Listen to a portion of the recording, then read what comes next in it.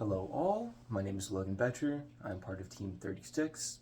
Today I will be presenting on our Sneaker Shiner project, DP2 presentation. I will be going through a couple of different design phases of our project, starting from our fundamental mission statements and designs, all the way to what our production model is now. You can see here we are starting with our mission statement, basically just an idea of what we want for this project to be. Here we have a motorized shoe cleaner, which is just going to use bristles to clear debris from our shoe and keep them nice and shiny. Our primary market is going to be tech kids.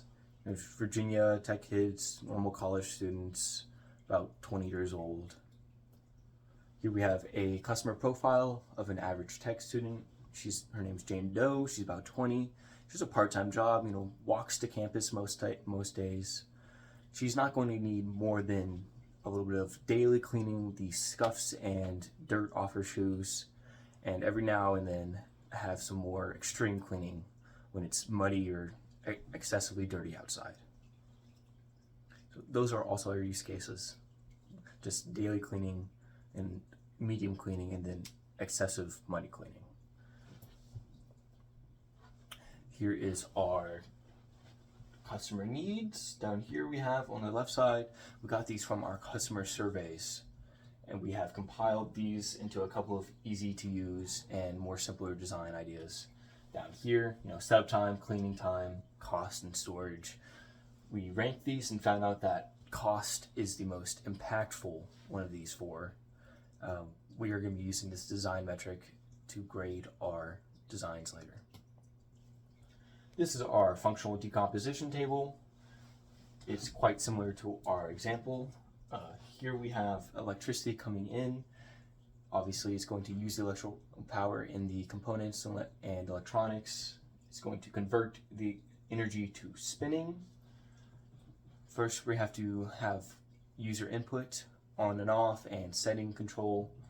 It's going to understand what those settings mean. It's going to take those into the motor and actually turn the device on or off and combine with that electrical power to spin the brush up, which is actually our end goal, to clean the shoes. This is our concept generation table. You can see we have three different functions here, three different sub-functions. Our actual concept table here, where we combine those different sub-functions to our final solutions down here. We've created 6 final solutions from these. First, I'm going to go through the sub-functions. Sub-function 1 is the user interface. So you can have a power dial, power buttons, or even a slider. The concept function 2 is the different settings control. We're having, interchangeable brushes, multiple brushes, or even sectioned off brushes for these different uses of our shoe cleaner. Subfunction 3 is housing. You can see we have our wraparound housing idea, full step-in housing, full surrounding, and just an open housing idea, which is obviously not going to keep the dirt and debris in, but it's much simpler and cheaper to produce.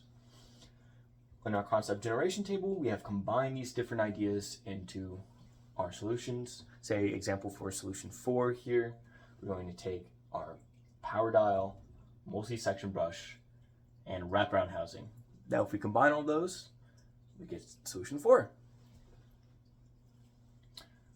See, each of our team members came up with a couple of solutions and picked one that we think would fit this project well. Those are right here. See, each of our team members have come up with a CAD model and a different solution. This is our solution 1. It has a power slider, open housing, and multiple size brushes. This completes our design criteria from the previous page. You can see here how there's brushes on the side. This would be easier and cheaper to produce. However, it would have a lot more time and effort for the consumer to use. This is our next concept, which has power buttons, wraparound housing, and multi-section brush. You should see there's a brush here, and there should be a brush on the outside for finer detailed and or buffing work. It's a pretty simple design. You know, it's one brush, should be pretty simple. It has housing to keep all the debris and stuff in. This is our last design.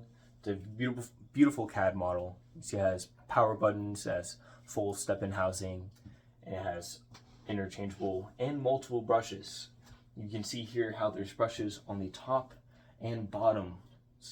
This is actually a cutaway portion of the CAD model, so you can actually see the inner sides. You can see how there's brushes on top and bottoms, and how there's brushes on each side. So you're really getting a full shoe cleaning effect. You're going to be cleaning the whole surrounding shoe from this. Now, from these different ideas, we had to pick one final solution to take to production. Now, we have a couple of different design rubrics for that: cost, labor, complexity, and efficiency. Now, we totaled all these different ideas up for each product, and whichever has the lowest we are going to take. So, say for concept 1, we have a cost of 2, mainly because there are extra brushes which will boost up the cost. The labor should not be too bad since it's more of the simple design. Complexity, very simple as I was saying, and efficiency is quite low as it wouldn't exactly, it would require a lot of consumer power rather than just motor power. So we have a total of 5. For our second idea, you know, it's nice and simple. Cost should be low since there's only one brush. It is a little complex because there's a lot of components going into it, a lot of moving pieces. You're gonna have bearings and whatnot. That gave us a total of 3. Now this is our nice real idea down here. It's going to be very costly as it has lots of parts. It's going to be very labor intensive. It's quite complex as well. So these are all 3s, but it will be very efficient also. Now this gives us a rating of 6, which is the highest, so we cannot take this. However, this would be good for industrial use or actual real life applications. You know, laboratory cleaning. This should be quite efficient rather than these other 2. But for our purposes and for our consumers, we are picking the second one, mainly for the cost of it, as one brush is going to drive down the cost quite a bit. So we are going ahead and picking that final design of 2. We have a couple of different design changes that we got from another team's input during class. You can see here, this is their actual input.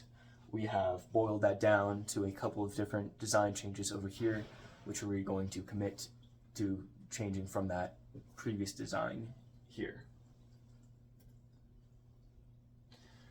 So we are now going to be implementing a analog power dial, an interchangeable brush, so that when one finally wears out, you can just pop in a new one. An on-off switch, obviously for safety. A cleaning hatch in the back, which you can open up and access the machine for easier cleaning. Fully encased electronics housing so that no dust or debris will get into our electronics and stop the function of the machine. And it's going to be wall outlet powered so that anyone can just plug it in and be ready to go. And we combined all these new ideas into our final design here, which is pretty similar to our design as you just saw. However, it has these new design implements into it. You can see our analog power changer, which gives us basically infinite settings control. Our motor is the only thing sticking out of the electronics housing for cooling effects. We only have one brush. We have full wraparound housing. You're not seeing this model, but there is a hatch on the back which you can pull out, which will give the cleaning hatch open. It will give access to our machine for easier cleaning. Anyways, that is my presentation on Super Shiner Sneaker Project. We will be taking this design to production very soon. Thank you.